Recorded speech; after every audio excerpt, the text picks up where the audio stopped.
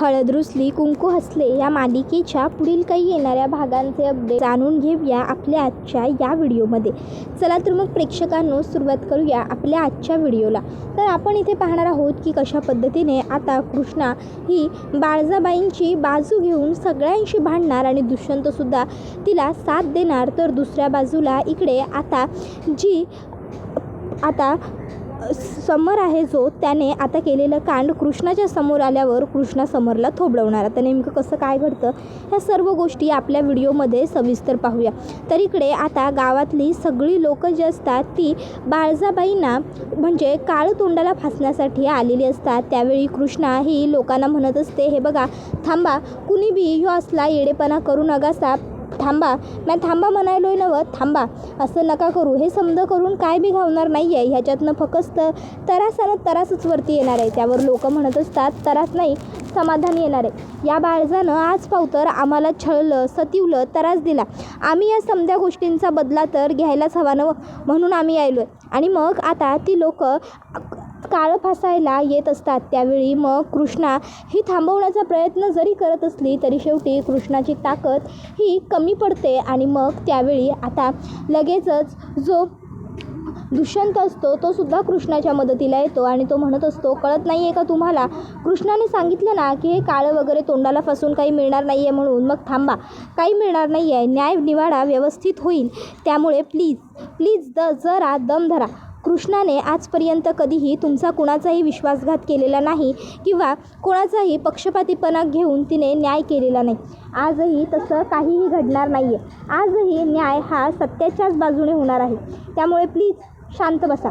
आणि मग कृष्णा कसं बसं त्या लोकांना दुष्यंतच्या मदतीने शांत करते आणि म्हणत असते की हे बघा, बाळजाबाईंच्या चुका होत्या, पण आत्ता हे जे काही प्रकरण घडलं आहे त्यामध्ये बाळजाबाईंची चूक नाही आहे आणि हे सगळं घडलेल्या प्रकरणाचा सोक्षमोक्ष आपण मिळून सगळीजणं लावूच. हे सगळं नेमकं कुणी घडवून आणलं, का घडवून आणलं, या सर्व गोष्टी आपण सविस्तर बघू. पण तोपर्यंत उगाच काहीही आता पत्ता नसताना बाळजाबाईंना दोष देणं चुकीचं आहे. शांत बसा. त्यानंतर मग गावकरी शांतपणे निघून जातात. मग इकडे कृष्णा ही आता विचार करत राहिलेली असते की नेमकं बाळजाबाईंच्या बाबतीत एवढं सगळं वाईट कसं घडतंय आणि हे सगळं वाईट घडवणारी व्यक्ती नेमकी आहे तरी कोण. बाळजाबाईंच्या चेहऱ्याला काळं फासायला येण्याची हिंमत गावातली लोक करणार नाही. त्यांना नक्कीच कुणीतरी उकसवलं होतं, पण नेमकं कोण असेल, कुणी उकसवलं असेल बाळजाबाईंना, काय गडबड आहे ही सगळी, असा सगळा विचार कृष्णा करत असते. आणि कृष्णाला तिच्या प्रश्नांची उत्तरं मात्र सापडत नसतात. ती देवी आईला प्रार्थना करते, देवी आई आता तूच काय तो मला योग्य मार्ग दाखव, मला तर आता बघ काही सूचना झालं आहे आणि कळना बी झाले, नेमकी काय गडबड असेल ती माझ्या समोर येऊ देत. त्यानंतर मग कृष्णा झोपायला खोलीत येते. खोलीत येऊनसुद्धा ती दुष्यंतला म्हणत असते, दुष्यंत सरकार, कोणीतरी ना जाणून बुजून बाळजाबाईंना फसवण्याचा प्रयत्न करायला नाही, म्हणजे आता बाळजाबाई चांगलं वागायला तुमचं आणि बाळजाबाईंचं नातं व्यवस्थित वगैरे होईल की काय अशी भीती वाटते आहे लोकांना. बाळजाबाई सुधारल्या आहेत दुष्यंत सरकार.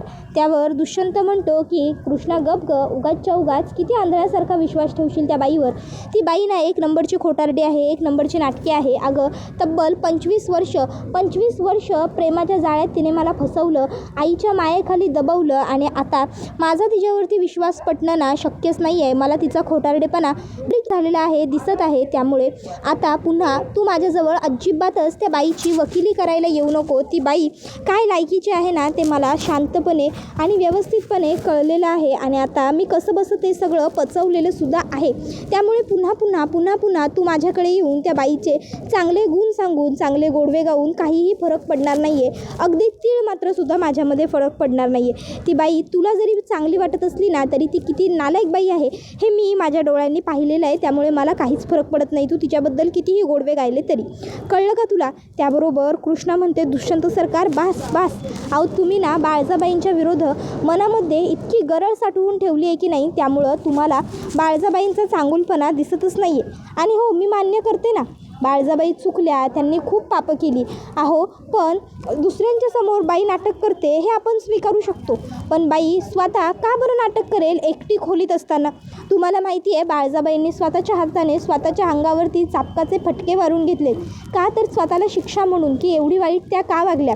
बाळजाबाई जर सुधारण्याचा प्रयत्न करत असतील ना दुष्यंत सरकार, तर आपण त्यांना संधी द्यायला हवी. नाही, मला मान्य आहे ना माणूस इतरांसमोर नाटक करतो, पण एकांतात नाटक करणारी कुठलीही व्यक्ती मी तरी आजपर्यंत पाहिलेली नाही. आणि म्हणूनच मला वाटायला आहे बाळजाबाई पण नाटक करत नाही आहेत. आणि म्हणून सांगतोय बाळजाबाईंना सुधारण्याची एक तरी संधी द्यायला हवी आपण. जर आज आपण संधी नाही ना दिली त्यांना, तर उद्या नक्कीच आपल्याला पश्चाताप करण्याची वेळ येईल की आपण बाळजाबाईंना सुधारायची संधी का दिली नाही म्हणून. माझं मन मला सांगतंय बाळजाबाई सच्च्या आहेत. बाळजाबाई आता खरोखर मनापासून बदलायल्यात, पण दुष्यंत तिचं काही ऐकून घ्यायला तयार नसतो. दुसऱ्या दिवशी सकाळी आता कृष्णा ही सगळ्यांसाठी नाश्ता बनवते. सगळेजण एकत्र बसून खात असताना आता बाळजाला ठसका लागतो आणि चुकून पाणी पित असताना बाळजाच्या अंगावरचा पदर खाली पडतो आणि तिच्या हाताबितावरती चापकाचे फटके असतात. ते सगळेजण बघतात. इतक्यात समरचा फोन वाजतो.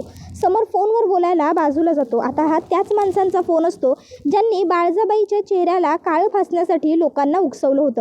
मग समर म्हणत असतो, हो देईन म्हटलं ना तुमचे पैसे, तुमचे सगळे पैसे देईन, समजलं ना. आणि तसंही बाळजाच्या चेहऱ्याला तर काळं फासलेलंच नाही आहे तुम्ही, त्या कृष्णाने तुम्हाला थांबवलं आहे. त्यामुळे उगाचच्या उगाच जास्त आताताईपणा करू नका. आणि तसंही मी समर आढळराव रांगडे पाटील आहे. रांगडे पाटलांचं रक्त आहे आमचं. तुमचे ते 400-500 रुपये घेऊन मी काही पळून जाणार नाही आहे, कळलं ना. आज कुठं भेटायचं ते सांगा. माझा नाश्ता झाला की येतो आणि तुमच्या तोंडावर तुमचे पैसे मारतो आणि मी मोकळा होतो, कळलं का. त्यावर मग आता तो लगेचच ठीक आहे चालेल असं म्हणतो आणि समरला एक पत्ता पाठवतो. आता हे सगळं बघून कृष्णा म्हणते याचा अर्थ बाळजाबाईंच्या चेहऱ्याला काळं फासायला ती जी लोकं आली होती ती समरने बोलावली होती. तर समर एवढा खालच्या पातळीला कसा काय जाऊन वागू शकतो? नाही ते काही नाही. आता मला समरचा पाठलाग करायलाच हवा. नक्कीच समरच्या मनामध्ये बाळजाबाईंबद्दल खूप विषय. त्यानंतर मग समर घरातनं बाहेर पडल्यावर कृष्णासुद्धा घरामध्ये सांगते मला पंचायत ऑफिसमध्ये जायचं आहे, पंचायत ऑफिसमध्ये माझं थोडं काम आहे. आणि ती समरच्या मागोमाग घरातनं बाहेर पडते. समरची गाडी पुढे असते, मागे कृष्णा असते आणि मागे आता कृष्णा समरच्या चाललेली असते. ती म्हणत असते की आज मला कळायलाच हवं की नेमकं समरच्या मनामध्ये काय सुरू आहे ते बाळजाबाईंच्याबद्दल. आजपर्यंत आम्ही उगाचच बाळजाबाईंना दोष देतोय त्यांनी न केलेल्या चुकांसाठी सुद्धा, आणि खऱ्या सगळ्या गोष्टींचा सूत्रधार हा समरच असेल. आणि त्यानंतर मग कृष्णा एका सुमसाम रस्त्याच्या ठिकाणी पोहोचते. कृष्णा म्हणते अरे ढेपे आंब्याच्या तिथं समर कशापायी थांबला असेल, आता नक्कीच काहीतरी गफलत आहे, थांबलं पाहिजे. कृष्णा गाडी मागेच लावते. आता त्या ठिकाणी खूप सारी झाडं असतात, त्यामुळे कृष्णा तिथे झाडीमध्ये लपते आणि समोरचं समोर काय चाललं आहे ते बघत असते. तर समोर आता तिथे काही गुंडांना भेटायला गेलेला असतो.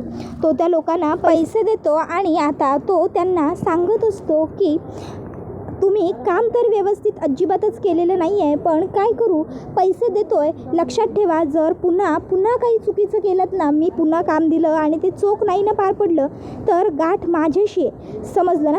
आत्ता तुम्हाला सोडून देतोय पण पुढच्या वेळी तुम्हाला अजिबातच सोडून देणार नाही आहे मी, लक्षात ठेवायचं. हा समरराव रांगडे पाटील आहे मी आणि पुन्हा मला काहीही हलगर्जीपणा चालणार नाही. पुढच्या वेळी असा काहीतरी ट्रॅप रचा की त्या बाळजाच्या चेहऱ्याला काळं फासलं गेलंच पाहिजे. तिला जोपर्यंत मी त्या वाड्यातनं घराबाहेर काढणार नाही ना तोपर्यंत माझ्या जीवाला शांती लाभणार नाही.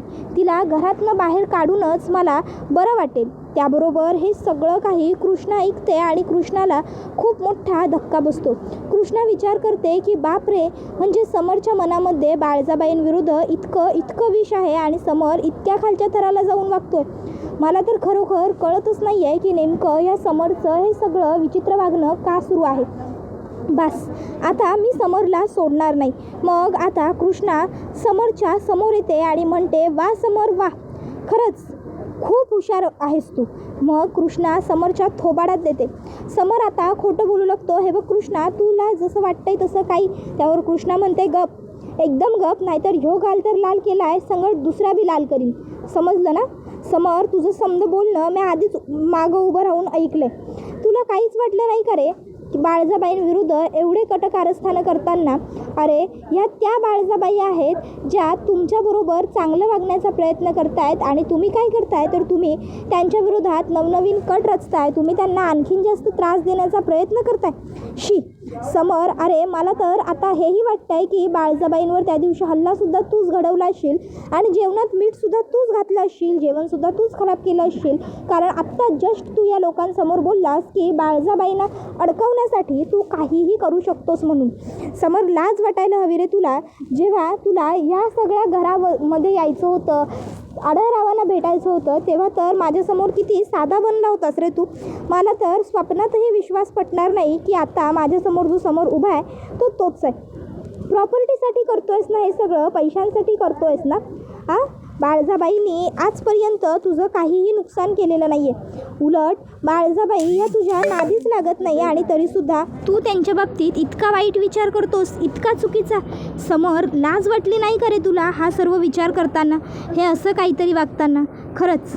त्याबरोबर आता दुसऱ्या बाजूला इकडे पूजा ही विचार करत असते की चला, समरला आता मी पूर्णपणे माझ्या जाळ्यात तर ओढलेला आहे आणि आता मी समरला माझ्याबरोबर लग्न कर असं सुद्धा सांगितलेलं आहे आणि समर मूर्ख माझ्या प्रेमात इतका अखंड बुडाला आहे की तो माझ्याशी लवकरच लग्न करेल याची सुद्धा मला खात्री आहे. एकदा का माझं आणि समरचं लग्न झालं की त्यानंतर मग आता ते सगळं घर माझ्या ताब्यात येईल. खरं तर त्या सगळ्या संपत्तीचा वारस हा समर एकटाच आहे. त्यामुळे मग सगळ्या घरावर, सगळ्या प्रॉपर्टीवर फक्त मी आणि मीच राज्य करेन आणि मी त्या कृष्णाला अगदी दुधातनं माशी बाजूला काढून फेकावी तशी बाजूला काढून फेकेन आणि मग ते कृष्णा माझं काहीही वाकडं करू शकणार नाही, काहीच नाही. आणि मग सगळं माझं, मला जसं आयुष्य जगायचं होतं, जसं लक्झरियस लाईफ हवं होतं तसं लक्झरियस लाईफ मला जगता येईल. दिमतीला नोकर चाकर, महागडे कपडे, महागड्या साड्या, महागडी ज्वेलरी, वाव, माझं आयुष्य फक्त वाव होऊन जाईल. मला जे हवं ते सगळं घेता येईल. त्या कृष्णाला, भिकारडीला एवढं चांगलं घर मिळालं आहे पण तरीही तिच्या हातातला कटोरा काही सुटत नाही. सतत तिला भिकेचे डोहाळे लागलेलेच असतात. पण मी मात्र तसं करणार नाही, मी मात्र आयुष्य चांगलं जगणार. त्याबरोबर हा व्हिडिओ इथेच संपतो. व्हिडिओ आवडले असेल तर व्हिडिओला लाईक करा, चॅनलवर नवीन असाल तर चॅनलला सबस्क्राईब करा आणि बेल आयकॉन आठवणीने प्रेस करा, जेणेकरून तुम्हाला पुढच्या प्रत्येक व्हिडिओचं नोटिफिकेशन मिळत जाईल आणि सर्व व्हिडिओंचा आनंद हा अगदी उत्तम पद्धतीने घेता येईल. धन्यवाद.